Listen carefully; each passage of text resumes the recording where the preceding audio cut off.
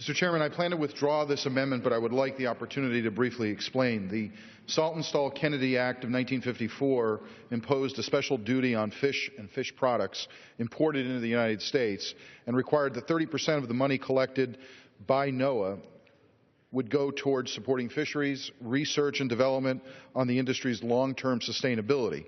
However, NOAA has not been properly paying into its regional fishing grant programs and using these tariffs as part of its operational expenses.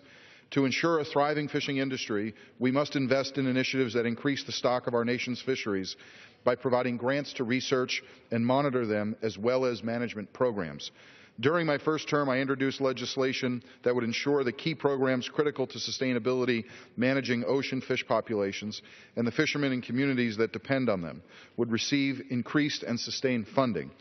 I sincerely thank Chairman Culberson for considering my appropriations letter and including the transfer of the $130 million in existing funds to be used exclusively on Saltonstall-Kennedy fishery activity, particularly the S&K Regional Fisheries Investment Grant Program.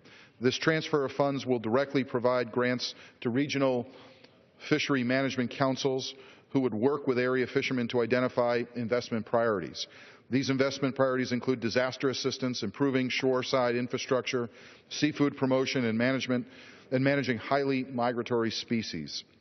The transfer of these funds will help. However, it is a temporary fix to a much larger issue. This year, I, along with my friend Congressman Bill Keating, have introduced the same legislation that would ensure that NOAA follows the requirement laid out in the Saltonstall-Kennedy Act of 1954. Again, I want to thank Chairman Culberson for taking my letter and thoughts into consideration. I appreciate the hard work of the committee on this issue and the bill.